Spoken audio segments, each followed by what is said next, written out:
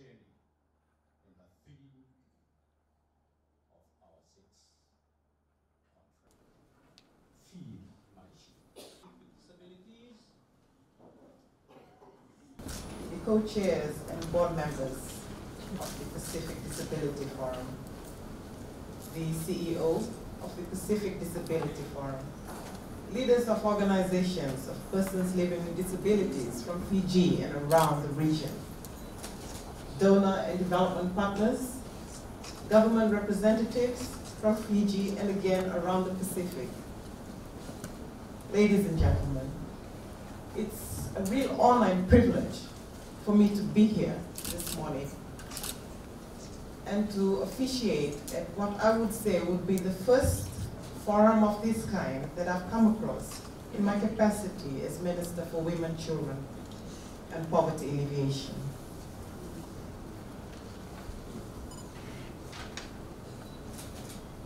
Whether you've been to Fiji before, or whether you're here for the first time, we say Vuniwaqa, Namaste, and good morning. I take this time to thank the Pacific Disability Forum and AusAid as a major sponsor of this event for bringing leaders from around the Pacific to this platform to promote regional and multi-stakeholder collaboration between governments, disability provider organizations, regional bodies, UN agencies, and development and donor partners, including the sustained support of the Australian government for disability inclusive development in the Pacific. It is a comfort to know that the rights of persons with disabilities remain an important agenda for us in the Pacific. It has to, for this is what empowers us as a country and as a region. Making our voices heard as a region and taking steps concretely undertaken speaks louder than our archipelago compared to the rest of the regions of the world. May I also congratulate PDF for their excellent track record in the last 5 years in encouraging Pacific Island country leaders in strengthening their commitments to tackle barriers faced by persons living with disabilities, with most Pacific Island countries now having ratified the Convention on the Rights of Persons Living with Disabilities.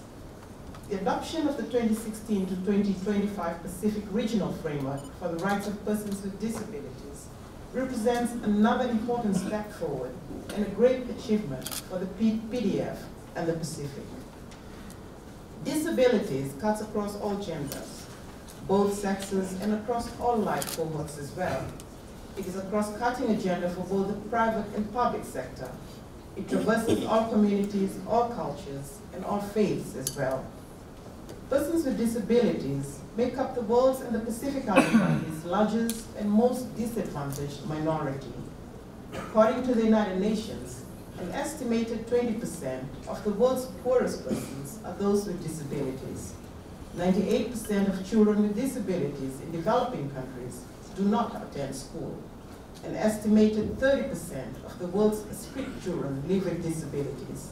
And the literacy rate for adults with disabilities is as low as 3%, and in some countries, down to 1% for women with disabilities. It has been said that the developing economies of Pacific Island countries inhibit government attention to the presence, needs, and concerns of persons with disabilities, as their needs are outweighed by national priority and agenda. A forum like this is a reiteration of the fact that for the well-being of our people can be better looked after when we shift from the view that government alone needs and can do it. You, civil society organizations, and the experts on the ground are unmatched partners of governments, and together we can achieve more. The 6th Pacific Regional Conference on Disability, with the theme From Recognition to Realization of Rights, Furthering Effective Partnership for an Inclusive Pacific 2030 for Persons with Disabilities, will focus on discussions for concrete actions with the PDF members, donor partners, and stakeholders, and building on from the PDF first SDG CRPD monitoring report. Persons with disabilities constitute a significant portion of the population worldwide. Yet, we remain one of the most marginalized and vulnerable populations. Persons with disabilities face wide-ranging human rights abuses, including institutionalization, isolation, stigma and discrimination, and lack of access to health, education, and employment opportunities. They have little hope of going to school, getting a job, having your own home, creating a family and raising children, enjoying a social life. For the vast majority of the world's persons with disabilities, shops, public facilities and transport, and even information are largely out of reach. The Convention on the Rights of Persons with Disabilities sets out a wide range of rights that address all aspects of life, such as respect for home and the family, education, employment, health, participation in political and public life, participation in cultural life, recreation, and the list goes on. The CRPD seeks to ensure the full and equal enjoyment of all human rights and fundamental freedoms by all persons with disabilities, and to promote respect for their inherent dignity. The question for us, however, is this recognition of rights for persons living with disabilities enough to realize them? The implementation of the articles of the Convention requires strategy, commitment, political will, and collaborative efforts of families, caregivers, of governments, of DPOs, development partners, and civil society. Fiji has done some work in this area, pre- and post-ratification of the Convention, and it is my pleasure to share with the Forum some initiatives of the Fijian government and those of our collaboration in making these rights a reality for Fijians living with disabilities. As per the most recent census data, it is confirmed that 13.7% of our population aged 3 and above reported at least one functioning challenge in the last census. Empowering persons with disabilities for the inclusive, equitable, and sustainable development is foremost envisaged in the 2030 Agenda for Sustainable Development that Fiji is aligned to in terms of national development.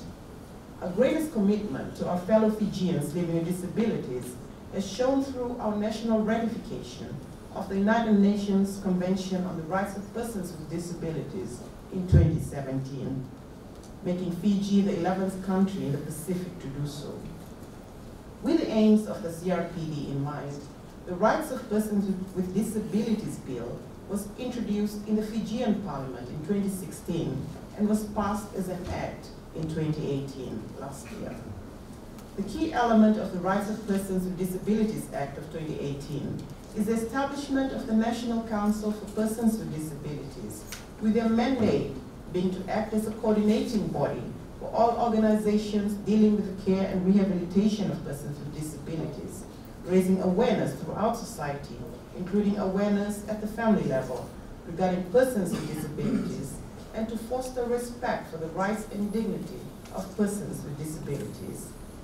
We aim to work towards eliminating the causes of disabilities or impairment, to promote the recognition of skills, merit, and abilities of persons with disabilities, and their contribution to the workplace and labor market. Since its establishment, the National Council for Persons with Disabilities has endorsed an implementation framework of the National Policy for Persons with Disability 2018 to 2022 that will guide their work for this term through a set of standard operating procedures, ensuring accountability and transparency. If I am to emphasize anything at all in relation to the realization of rights and the recognition of it, our ratification of the United Nations Convention is critical. And on top of that, a legal platform must follow on the national level. That national legal platform is critical if focused attention is to be thrown in light of persons with disabilities. A legal platform is critical for the shaping of national policies and programs around persons living with disabilities. I say this because of the experience we've had in Fiji. Following the legal platform, in every budget that comes, there's always special emphasis on programs to do with persons living with disabilities, because there's already a law that mandates that government take that recognition and realization.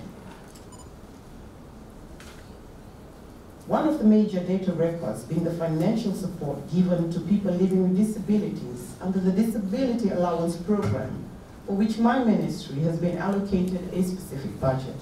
To date, there are 5,157 recipients of this allowance, which has been running for the second year now.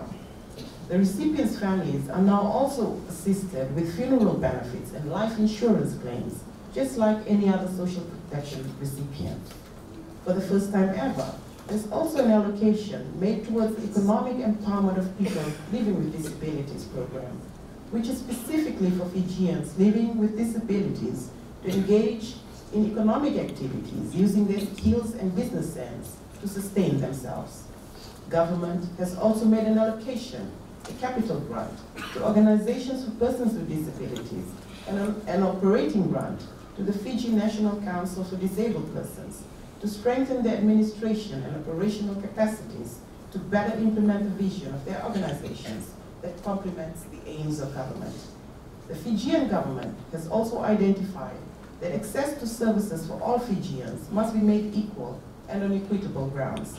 For this, there's an allocation within the budget for making access to buildings a reality for people with mobility restrictions.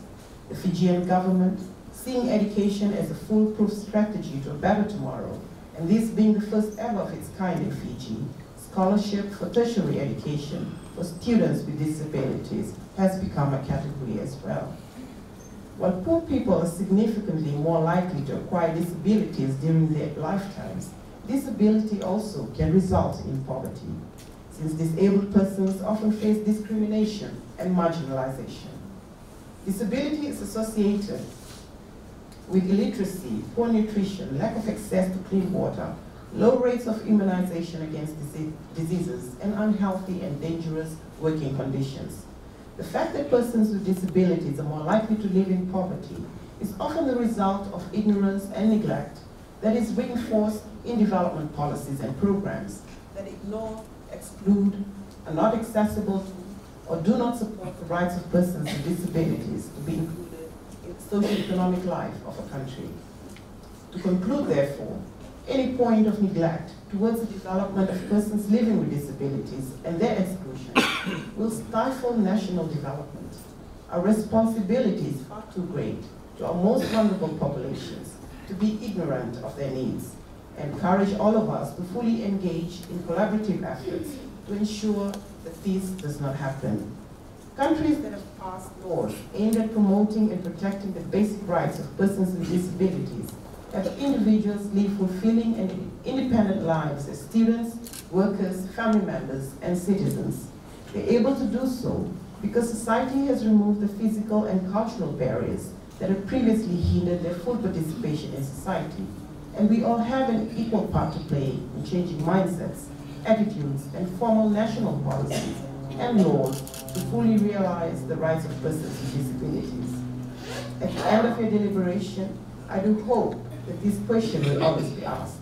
What will be the repercussions if we don't live with this? What are the risks we should take heed of moving forward? With these words, I wish all of you the very best for the deliberations that will follow during the week. Let your deliberations inform programs and policies in your the various countries that you come from. And I leave you with the same slogan that's familiar to all of us: nothing about us without us.